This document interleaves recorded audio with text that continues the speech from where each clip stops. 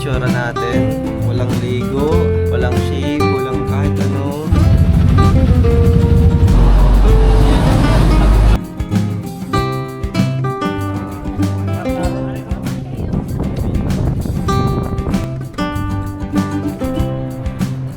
Umalis kami January, tapos umuwi ako February na. Hi guys! Another day, another vlog. And yes, for today's video, ang content natin is motovlog. Yes po. Motovlog tayo ngayon. And sorry na guys, yung itsura natin. Walang ligo, walang shave, walang kahit ano. Ayan po yung raw na itsura ko. Mukhang may anak na 5. Ayan. Ang kapal na ng balbas ko, hindi pa ako nag-shave. Mga 2 days pa lang to guys. 2 days pa lang tong hindi na-shave guys. Ganyan na siya kakapal. Mabilis talaga mabilis sumaba yung bigote ko guys. Kaya na-hassle din ako mag-shave. Kaya minsan tinatamad ako mag-shave kasi kunwari kakashave ko ngayon, bukas makikita mo na tumubo na uli siya. So, pagpasensyahan nyo na. Huwag di ko na lang muna ipapakita yung mukha. So, eto, may dumating tayong order. Kakarating lang. Eto, 2 order natin. Ito yung nakikita ko sa vlog lagi ni Renzel. Oo, mag-aano siya dito para mag-unbox. Okay guys, mag-unbox tayo ng bumiling parcel ngayon. Actually, may dumating ganito. Diba? Tapos dito yan. Ayan, i-assemble niya dito. Nakikita ko sa vlog ni Renzel. At itong 2 to is para sa motor. So, unbox muna tayo. First na item is eto. Para to guys sa tambucho ng ating motor. Spring lang to guys. Buti umabot pa tong 2 to kasi yung rides namin is bukas na. Bukas ng 10 PM kami magte-take off. So, January 31. And then makakarating kami doon ng madaling araw sa Ilocos ng morning, madaling araw. Kasi yung pupuntahan natin guys is parang may sea of clouds. So, yun yung habol natin doon. Tsaka alam ko, Filipino time, madaming mga malilate or antay-antay, stopover, pahinga, ganun. Kaya siguro mabilis yung maaga yung call time namin. Ala, short yung nabili ko. Akala ko long. Sige, try pa rin natin. Pwede na siguro to. So, ito yung motor natin na madumi na. Mag-washing ako bukas. Kasi puro alikabok and putik. Kasi umulan ng slight. And dito siya guys. Para siya dito. Kaya ba ikabit? Sige. Try natin ilagay. Tapos dito naman yung isa. Ayan, dyan. Yan na guys, nakabit ko na. So, hindi na siya basta-basta maalis. Sakto lang pala yung size. And next, unbox naman natin tong malaking to. Oh, may puso. Shame siya sa pusa namin dun kila mama. Black. Black din siya, ang laki na. This one is para sa motor din to. Top box to guys. Para meron tayong lagayan ng gamit pag nag-rides tayo. Ang gusto ko talaga guys na gawin is yung moto camping. And kaya rin ako nagpalit ng motor. Kasi pag yung sports bike ang gamit ko, bakit naman pa moto camping ang sports bike guys? Hindi siya parang aakma sa ganong trip sa buhay. So nagpalit ako ng naked. And mas comfortable na siyang gamitin sa mga long ride. May mga categories kasi guys ang motor. Sa mga di nakakaalam. May sports bike, may big bike, scooter, manual, automatic, ganun. Naked, touring, adventure bike, ganun. So, iba-iba. Iba-iba silang categories.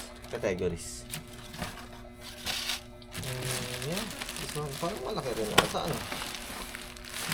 Oh. Ikabit na natin yung top box natin.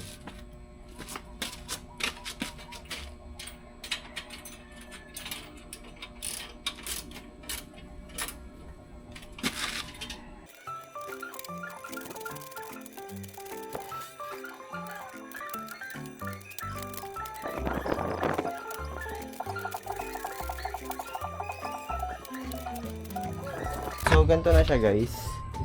Itsura ng ating motor. Meron na siyang box para pwede nating lagyan ng gamit.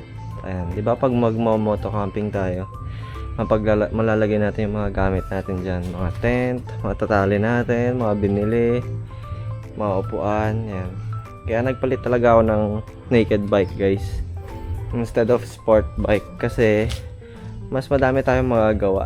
Kasi kung sports bike lang, pang city driving lang, hindi natin siya pwedeng dalhin sa mga bundok-bundok. I mean, pwede naman, pero I mean yung isasabak mo sa mga di ba? At least ito, para mas bagay kasi sa kanya. Bagay sa kanya, okay lang sa kanyang may box na ganyan. Hindi siya pangit tignan. Ayan. Pero ayusin ko muna to. Parang medyo hindi siya goods yung pagkakalagay. So, ayun lang naman guys. Bukas pa yung take off namin. So, update ko na lang kayo bukas ng gabi pag andun na kami sa meet-up point. Hi guys! So yun, nandito na kami sa 7-Eleven Damortis. Ito yung second meet-up point namin. At nagulat ako, no? Sobrang dami namin. Tingnan nyo. Guys. Ayun, nandun pa sa dulo. Hindi lang masyadong kita. Pero ayan. Mga nasa 20 plus siguro kami na tao ngayon. And iba-ibang motor to guys. So, ito yung grupo ko sa Pangasinan. And ayun, ito yung first anniversary ride namin. So, pupunta kami sa Quirino Skyline. And yeah. And alam ko meron pa kami mga dadaanan na members eh. So, kulang pa to. Nasa 20 plus na ata kami ngayon. And meron pang mga dadaanan. Di ko sure kung saan. Hi guys, so yun, we're here sa 7-Eleven Lamortis. And currently, ilan ba kami? 1, 2, 3, 4, 5, 6, 7 8, 9, 10, 11, 12, 13. Basta 15 plus na motor ang kasama. Ito yung mga motor natin. NK, may ZX6R doon. Kaya iba-ibang halong, iba-ibang motor guys. And yes, this is our first anniversary long ride this February. Pumunta kami sa Quirino Skyline. And yung side trip, hindi ko pa alam. Pero ayun, currently, anong oras na ba? Magwa 1 na ata. 1 AM. And ang habol kasi natin doon guys is yung Sea of Clouds. So, medyo maaga kami nag-take off. Mga 10 AM. Mga ganun, 11. Hindi, 11 AM ng January 31 kami nag-take off. And para maabutan natin yung Sea of Clouds sa Quirino Skyline, sa Ilocos guys. And di ko alam yung side trip eh. Pero madami ata kami yung side trip. So, update ko na lang kayo mamaya.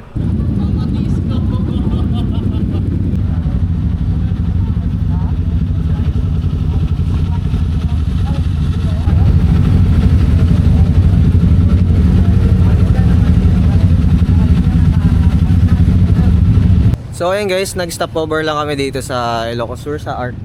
Ilocos Sur Arc. And siguro pahinga saglit bago tayo dumiretso sa Skyline, sa Quirino. And ito na yung mga kasama natin. So 1, 2, 3, 4, 5, 6, 7, 8, 9, 10, 11, 12, 13, 14, 15, 16, 17, 18, 19, 20, 21, 22, 23, 24. So 24 pala na motor ang kasama ngayon sa ating ride, sa anniversary ride natin. And yes, ang dami natin. And time check tayo. It's already 2. Ayan. 2 na ng 2 AM ng February 1. And yes, sobrang saya. Sarap ng pacing namin dahil wala masyadong traffic. So yun guys, no. Ito talaga yung pinagkakaabalahan ko kapag hindi ako nag-work, hindi ako nag-edit, kung pagmamotor. Parang ito yung way ko para hindi ako maumay kaka-work, para hindi ako ma-burnout. Ganun. So nag-rides lang ako, sumasama ako sa mga rides. May vlogger ka kuya? Hindi po. May ombre.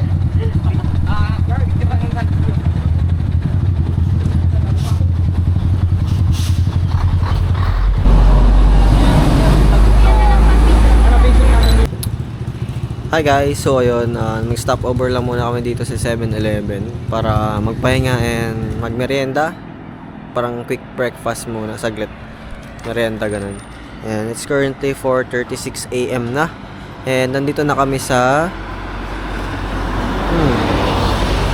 Santiago, Ilocos Sur. And gaano po ba kalayo? Isang oras pa papunta sa view deck guys. So nagpahinga lang muna kami dito, saglit. Maaga pa naman, 4:36 AM pa lang. So maabutan pa natin siguro yung Sea of Clouds. Saktong-sakto lang yung natin. Dating natin siguro makakarating tayo dun mga 1 hour 30 minutes, gano'n. And yeah, update ko kayo mamaya guys. Bye-bye.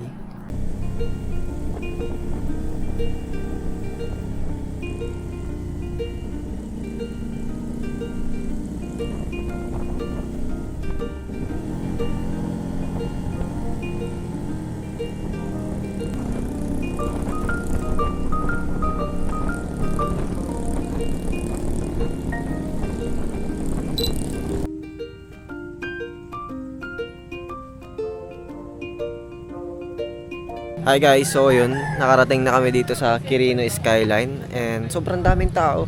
It's already, anong oras na ba?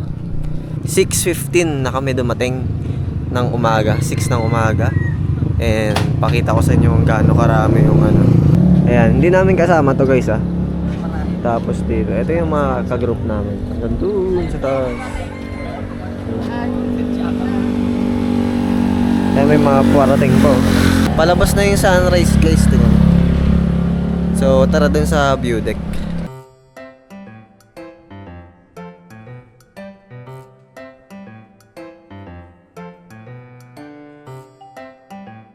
Sobrang daming motor. Sobrang daming tao. It's already 6, mga 6:20 AM. Ayun na yung view guys Kaso may entrance fee pala dito. And ito lang yung parking. So dito may parking ng 4 wheels. Tapos yung mga motor dito lang sa gilid-gilid. Ayan, may nasiraan pa ata. Ang lamig guys. Check na natin yung temperature. Sobrang lamig Ang ganda ng view dun. Dun yung sunrise. Pupunta tayo dun. May entrance fee lang dito. 20 pesos. Ayan guys. Nandito na tayo sa Quirino, Ilocos Sur Skyline view deck. So yun guys. Ito yung view deck.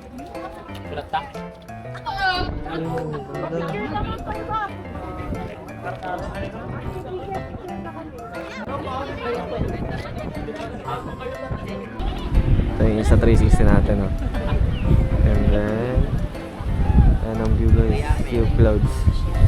Medyo hindi siya cloudy windy lang.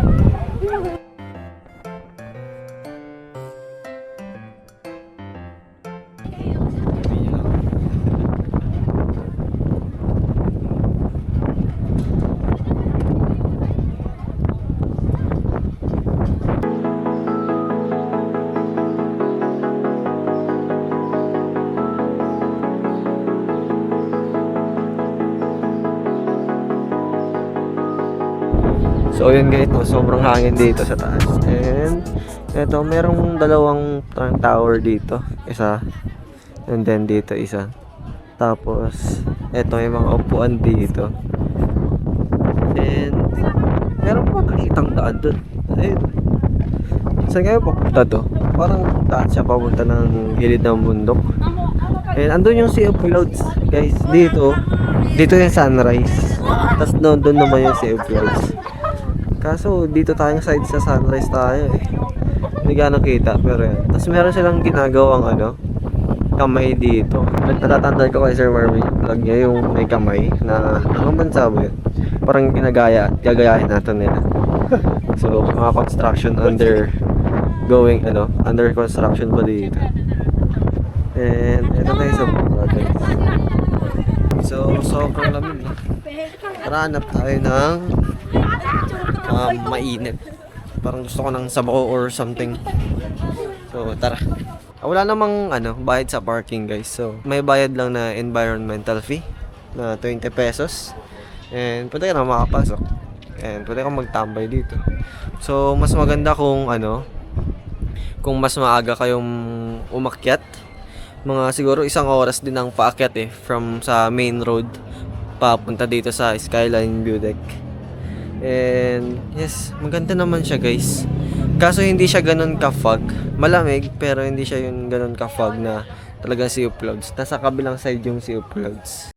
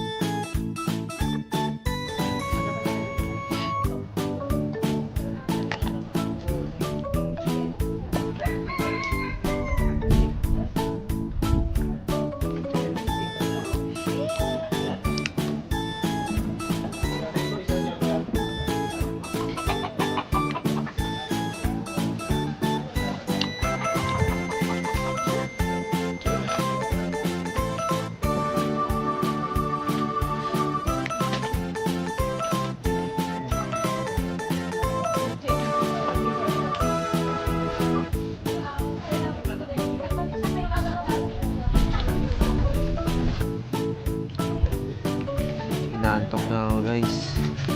Alam nyo ba, wala pa akong tulog. Kasi ang call time ng meetup namin is 9 p.m. So hindi na ako natulog kasi nag-work pa ako konti. Actually hindi ko nga natapos kasi atat na ako umalis, pero ayun nga. So umalis ako ng 9 sa apartment. Then nag-take off kami ng 11 kasi nagkape pa kami. And ayun, wala pa tayong tulog guys. Naantok na ako. Pero kaya pa naman. Sanay na tayo sa puyatan Team Puyaters. Bumili lang ako dito ng cup noodles kasi ang lamig dito guys. Tapos ang lakas ng hangin. So masarap pumigit ng sabaw na mainit. Hi guys, so ayun, nag-stop over muna ako dito sa The Mansion since pauwi na rin kami. So ako nahuli na ako guys kasi gusto ko magpahinga. And dumaan lang ako dito sa sikat na The Mansion States La Union. And ang ganda ng view guys kasi kitang-kita mo yung buong La Union, no? So punta tayo dun sa kainan dun. And ito siya. Medyo lang, nakakatakot lang yung nakakatakot lang yung ulit-ulit. Nakakatakot lang yung paakyat. Sobrang paakyat siya. So siguro hindi kakayanin kung yung mga small CC like 110, mga gano'n, 115. So dapat mga malaking motor, mga scooter. Though may mga click akong nakita guys. May mga Honda click ako nakita. Ayan, inakyat namin to guys. Ganito kataas. Ganito yung paakyat. Ito, pakita ko sa inyo. Nakikita ata yung paakyat dito. Ganito siya katarik guys. Ayan no. From there, kita ba? From there, tapos gaganin kayo. As in, sobrang tarik at hindi pwedeng sabay-sabay. At tagi-isa lang yung aakyat. Kasi sobrang taas na nito, nasa tuktok siya ng bundok. And ang ganda ng view guys Kita mo yung buong La Union. And walang entrance fee guys. So walang entrance fee. Meron lang parking fee na 100 pesos. Ewan ko lang kung magkano sa kotse. Since nakamotor tayo, 100 pesos yung binayaran ko. And may discount daw pag bibili ka ng foods dito kasi may restaurant dito. So magiging 50 na lang yung parking fee kapag bumili ka ng any food ata dito. Yun ang sinabi. So tara. So ito yung restaurant. Ay, cafe. Kapehan lang guys, kape. And eto, meron pang isang building. May paakyat dito. Try natin umakyat. Pwede ba umakyat? Hindi pa po. Ito yung view niya sa taas guys. Pwede atang dito, mag-rent ng parang event lang. May swimming pool dun, tsaka infinity pool. Kasi last time, may nakita ko dito, may nagpiprenup ng wedding.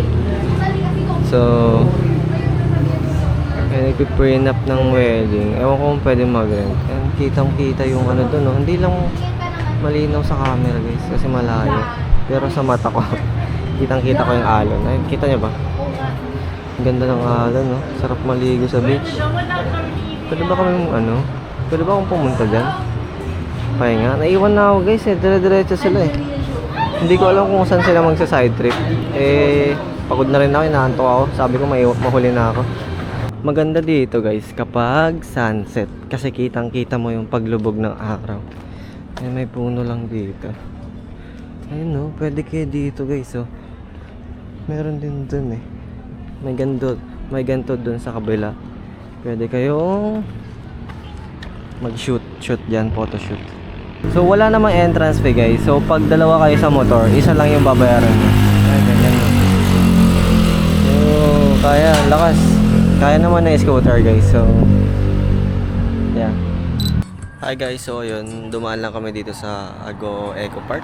And, para siyang, Baguio na mainit. Oh. Dito siya sa Agoo. And, ito yung itsura niya. Puro pine trees, guys. Ayun. Puro pine trees. Pero, mainit yung panahon. So, yung iba namin kasama, ayun, nagpapahinga pa sila. Pero yung iba dumiretso na ng uwi. Halos lahat sa amin ay wala pang tulog. So, pahinga muna. And maaga pa naman actually. Alas 3 pa lang. Mag-aalas 3 pa lang, guys, ng hapon. And ako, mauuna na rin siguro ako kasi antok na rin ako, guys. Nakakapagod mag-drive.